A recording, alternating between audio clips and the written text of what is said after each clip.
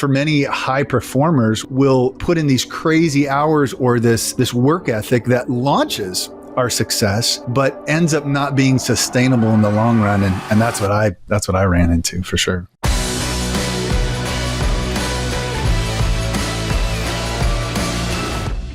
Welcome to Evolve Leadership, the arena where high-achieving leaders are challenged to redefine their limits. My name is Angus Nelson. I grew up in the United States and I now live in Lisbon, Portugal. I'm an executive coach and I've spent my career advising and training leaders from startups to Fortune 500 companies. And here's what I've learned. An old, ineffective leadership framework will always keep you on a hamster wheel, consumed with work-life balance, burnout, and stress. Here on the show, each week we'll help you rethink the path to achievement. We'll help you discover new principles, new philosophies to the modern leader. Look, the world is relentlessly changing, demanding a new era of leaders. It's time to redefine your limits. So enter the arena, my friend. It's time to evolve.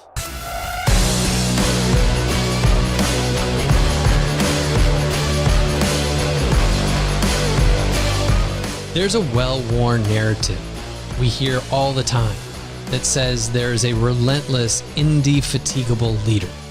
It's as if they are superhuman, never tiring, always pushing, forever forging ahead. And they've built an empire, shaped the world, and yet they are on the edge of a precipice, staring into the abyss they can't see. Their eyes have lost focus, decisions have become a maze, and exhaustion is their constant shadow. The world sees their triumphs, but within them brews a storm. To our driven entrepreneurs, high achievers juggling the weight of their dreams and their realities, you know who you are. This, my friend, is you. Every task feels like a mountain. Every day, another battle. Your body sends out distress signals, but you keep sailing into the storm because it's not just about you anymore. It's about those who depend on you, your team, your family, your legacy. You were caught in the gnarly web of burnout, a silent predator lurking in the high echelons of success. It's an emotional, physical, and mental exhaustion caused by excessive and prolonged stress, the grim sidekick of passion turned obsession. But why do leaders like you, at the helm of a thriving business, keep pushing past these glaring red signals, even when the engine of your own well-being is sputtering and stalling? In this heightened sense of responsibility, the unshakable fear of failure, or the specter of financial obligations? Perhaps it's perfectionism whispering in your ear that good enough is never enough, or the dread of being replaced or becoming obsolete in the world you've built. Or maybe it's simply the dearth of having a support system that understands the journey you're on. But there's hope. In the next several minutes, we're going to navigate this storm together. We're going to address the elephant in the boardroom and the phantom in the home office. We're going to understand the insidious creep of burnout, how to recognize it, face it, and more importantly, how to extinguish it. So stay with us as we chart this crucial journey. This is more than a podcast. It's an intervention, a conversation, a beacon in the storm. Welcome to the hard truth about burnout. Yeah. And if you are experiencing any of this, if you're experiencing a lack of focus, a struggle to make decisions, or constantly exhausted, feeling little motivation, irritable and frustrated, easily overwhelmed, or your body breaking down, feeling empty and numb, even when you're getting with the winds, hang on, because this is going to help us take those next steps of how to identify burnout. And Angus, really how to walk it out, how to prevent our lives from crashing in. And you and I have both had different similar experiences with burnout. We've seen many a colleague rise through the ranks of success and only to find their marriages blowing up, their businesses crashing, or their health getting really jeopardized in the middle of this. So this is a serious thing we're talking about. Yeah, for sure. And, to invite you all real quick into some of our stories, I want to start first by giving you some statistics to know that if you're listening and we are describing you, you are not alone.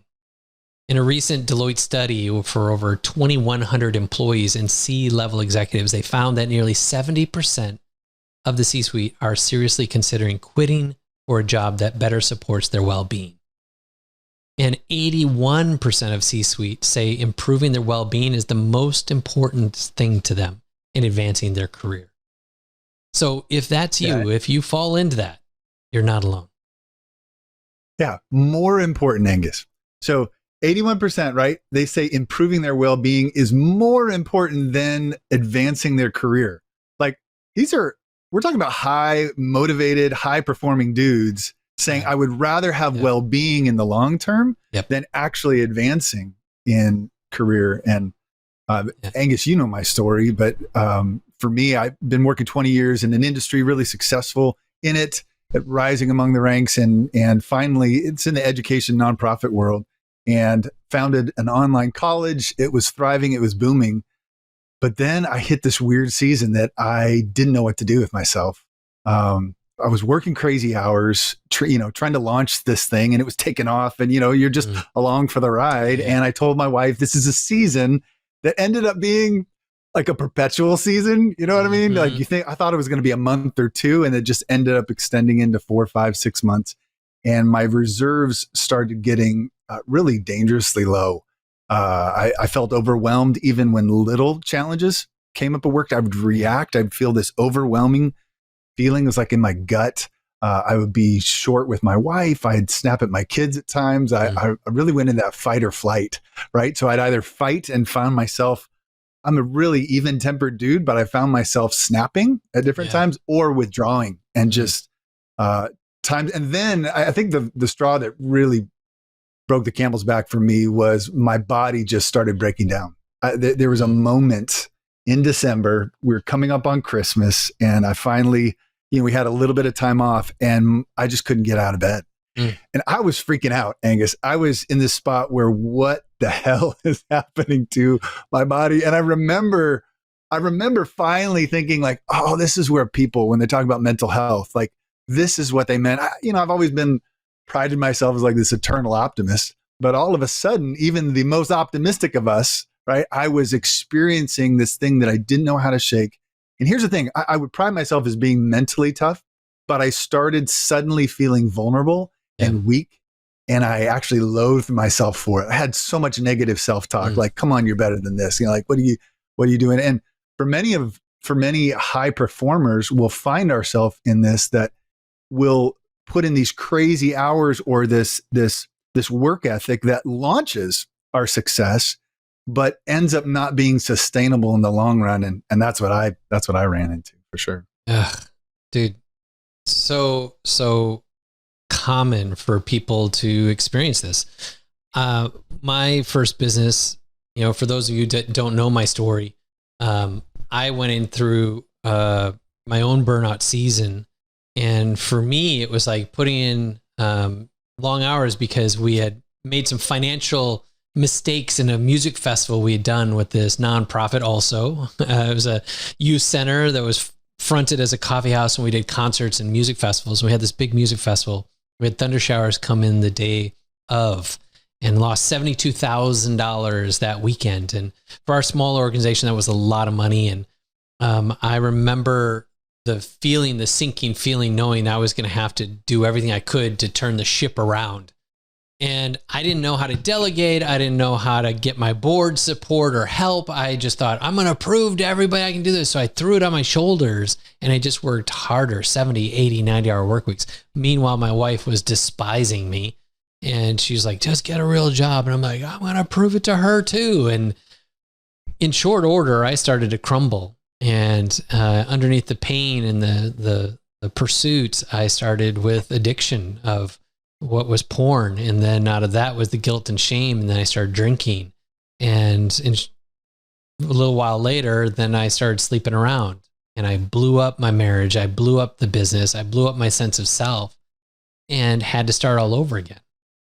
And that's really my heartbeat to this conversation, is we want to stop any guys from heading that direction, even if you're at the very beginning stages, because it's that critical that high performing men have to understand that you're like a high performance vehicle, and you have to be treated in certain ways, and you have to be coddled and loved in some certain ways that, like a McLaren, like a Lamborghini, like whatever, you can't just put in any 10W30 oil into the engine. You can't just put in an 87 grade gasoline. No, you need an optimized induction into your world.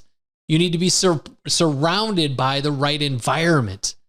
And if you're not getting that, then you can be susceptible to experiencing some of these things. So Tim, what are some of the reasons why, when a guy is experiencing some of this stuff, why they stay at it? Yeah. Because the question you hear with some of these guys is like, why don't you just like stop? Why don't you Stop make it. some adjustments? But there's some very real, and this is what I experienced. You experienced this too. There's some real things that keep us in the grind and keep us going and thinking, if I just push a little bit more, maybe I'll get there. The first one is a sense of responsibility. Like I'm a very, my season and my thing was very mission driven. So it was the mission. The mission comes first. The mission, even to the detriment of myself, to the detriment of my family. There's a responsibility toward, your business, your employees, your stakeholders, and so you end up prioritizing all of those obligations over your own well-being. Well, the well-being of a leader, as the leader goes, so goes the ship. And so that's where it's actually counterintuitive. It's actually better for the organization to take care of your well-being. But that sense of responsibility gets us, fear of failure. That's a big one, right? Where I can't fail. If I take off my foot off the gas, I'm going to fail. What if it falls apart? Perfectionism. Yeah. Perfectionism is another one. So it's like, well, I can't do this half-assed. So if I pull back, what's that saying? There's financial obligations, right? So taking care of my family, taking care of my team, my employees, fear of being replaced, a competitor coming in, or the board swapping you out because you can't cut it. And the last one is a big one, and that is a limited support system where, and Angus, you and I we've met lots of guys in this boat where as men, we try to tough it out. We don't want to show weakness.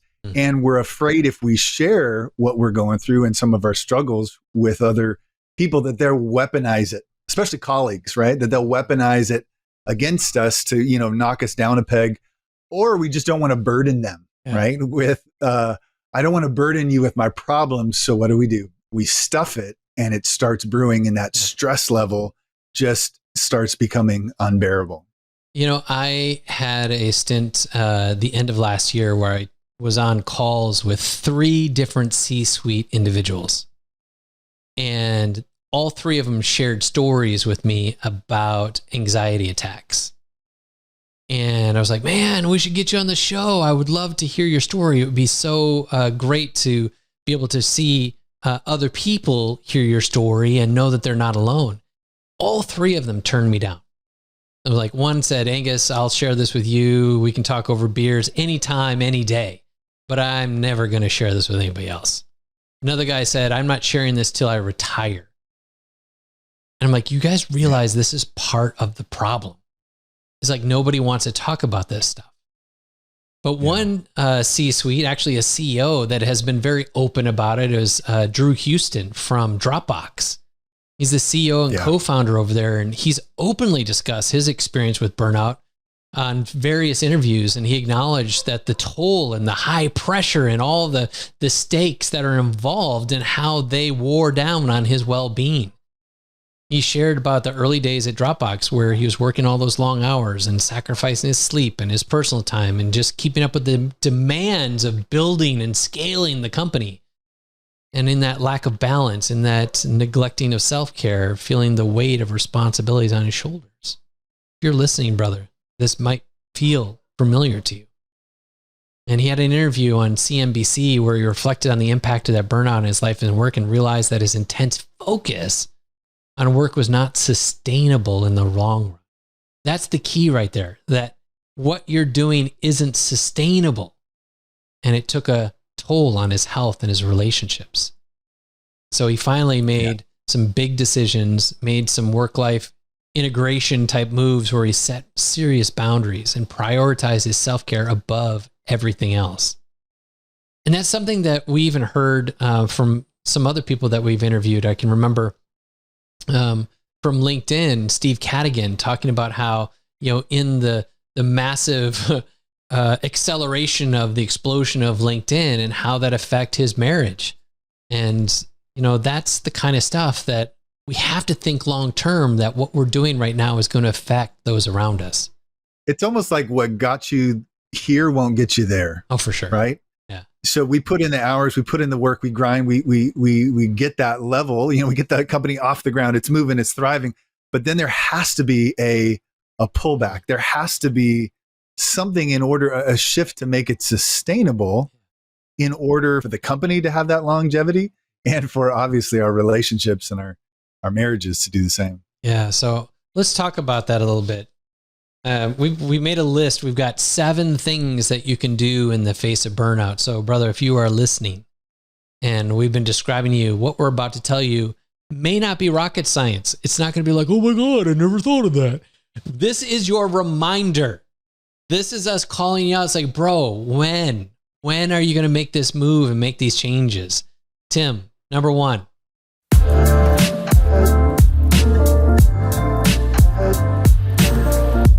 Let me just pause for a second to say this. There is one trait that you will find in every successful leader, no matter their industry, no matter their role. And that trait is action. And we want to inspire ambitious leaders like you to bet on yourself and take action on those audacious goals that you see in your heart. That's why we created our 90-day accelerator. It's a results-driven, battle-tested framework designed specifically for high-performing leaders like you to get unstuck and propel you towards your goals. And in just 90 days, you won't even recognize the person you used to be. To be a part of this elite community, go to evolveleadership.org. Now, back to the show.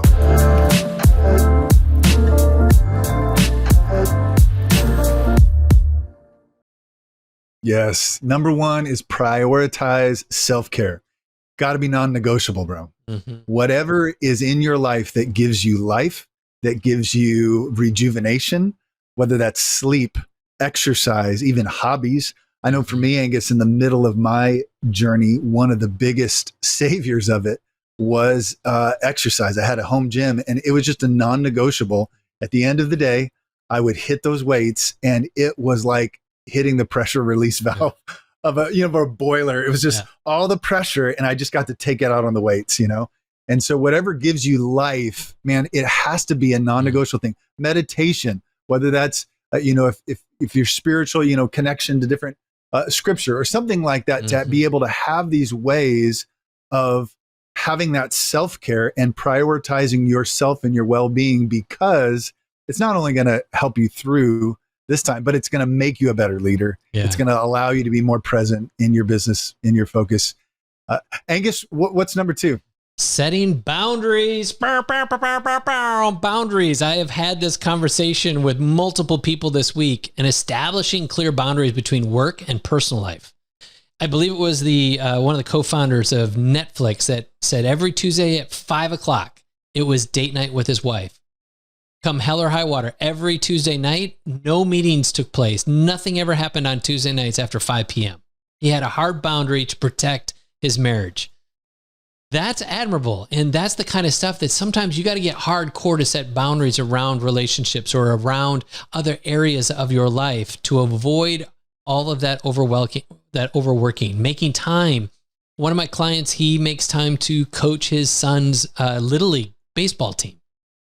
Those boundaries, those times are protected. Number 3, Tim. Number 3 is delegate and collaborate. Now, especially if your business, you provide the secret sauce.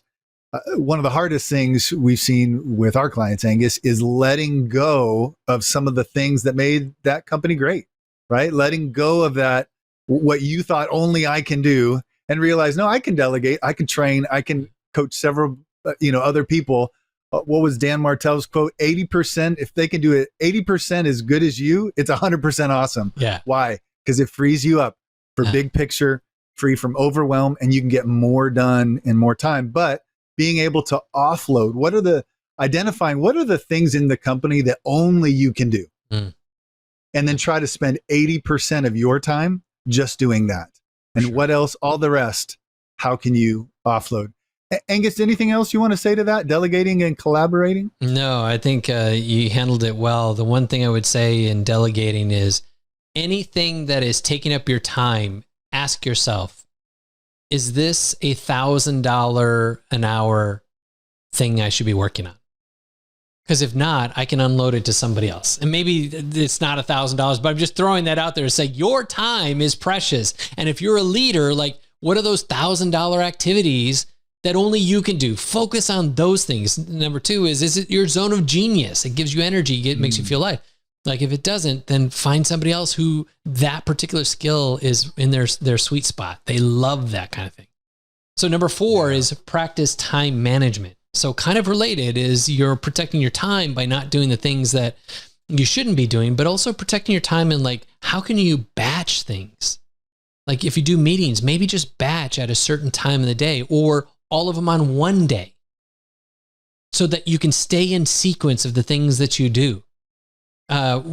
Developing that healthy work balance. Maybe, you're protecting time for that exercise, time for those other pieces in all of how you're creating realistic goals and setting timeframes that are appropriate, right? That's good management of you, good management of the company.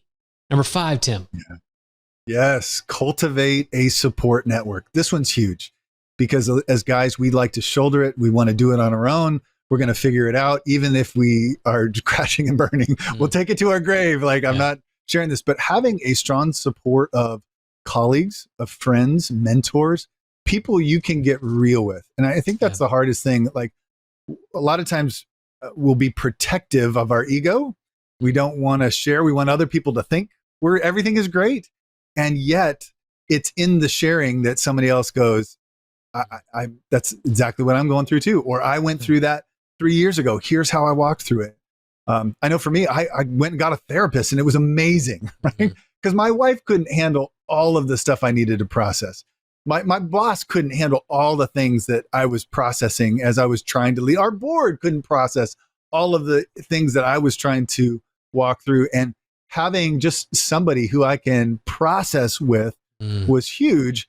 And not only that, having colleagues and other people around you to be able to have that guidance is huge. Yeah. It just gives you perspective in a challenging time. When someone else has been through something similar, you're like, okay, I can do this. I'm just going to move it through. Yeah. Angus, number 6, I know you have started and it started to make a big impact. What is number 6? Mindfulness, stress management techniques. All of these types of things are super important. And you kind of alluded to this before around meditation and breath work. Stress management that takes you, tapping is one of the things that I've gotten into as well. If you're not familiar with tapping, what's the initials for tapping? There's like some emotional freedom technique. Emotional EFT, freedom technique. EFT tapping. So if you're not familiar with it, go look it up. There's some tapping solutions on YouTube. Tapping Solutions has been an amazing app that I use nearly every day. But all of that helps put you into a state of like, open up your mind and taking off all the pressure. Because sometimes we get so focused on the pressure that we get really myopic, and it's kind of like putting blinders on a horse. We can only see a certain amount. And until you can go through mindfulness, through meditation, through tapping, through deep breathing, any of these type of things, they're going to help you so you can see a bigger picture. It might include yoga. It might include, Tai Chi. Like find the things that are going to help you loosen your mind and put yourself in a more holistic state. And finally, number 7, Tim. Number 7 is regularly assess and align with your values. So many times we start a thing, a business, a role, whatever, with a goal in mind. I want to give my family a better life. I want to give them more opportunities.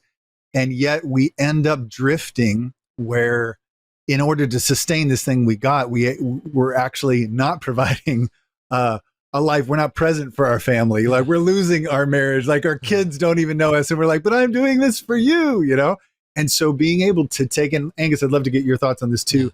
but being able to just take a moment, whether that's in journaling.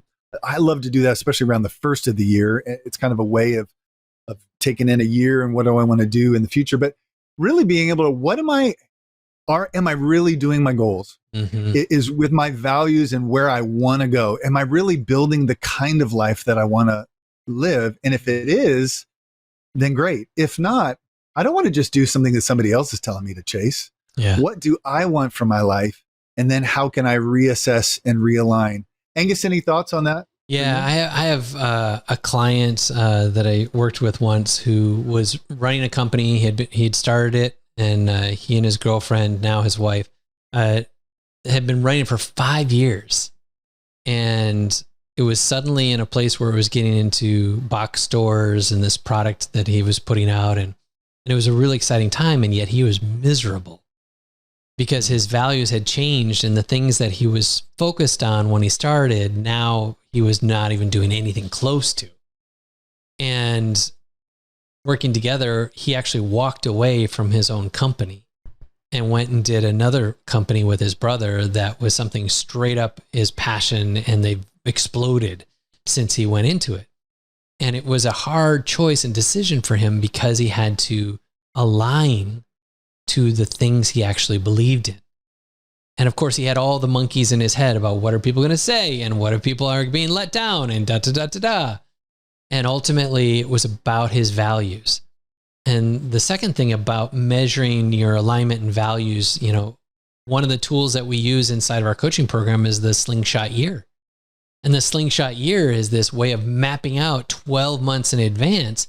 And every month I take my one-on-one clients to revisit the Slingshot Year. Like, where are we? Where are we at in this year? And they've got it all broken up into quarters, and it helps them hold themselves accountable as well as program their subconscious of the kind of man, the kind of leader they want to become in order to take their companies where they want to go. So those are the 7 things that are, honestly, if you address these 7 things, are going to help dramatically decrease your possibilities of going into burnout. So I want to take us in for a landing. We've been on quite a journey today, haven't we? We've held up a mirror to the face of burnout, looking deep into its eyes, seeing it for what it truly is. You've heard the signs, the symptoms, the subtle whispers of burnout. Do you see them reflected in your own life? Are you standing on the precipice too? If you are, I want you to remember something important. It's okay. It's okay to acknowledge it, to give it a name. That's the first step after all. Identify it, call it out. And this acknowledgement doesn't mark the end of your journey, my friend. It's the start of a new one. A journey towards rediscovery, towards rekindling the joy of your wins, towards reclaiming your life from the clutches of exhaustion and the constant specter of never enough. A journey where every decision isn't a battle, but an opportunity. Every task isn't a mountain, but a stepping stone. So I urge you, take a moment. Reflect on what we've discussed today. Listen to your body. Listen to your mind. Listen to the silent whispers of your soul. Take a step back. Breathe. And then reach out. Seek help if you need to. Because this journey of reclaiming your life, you do not have to embark on it alone.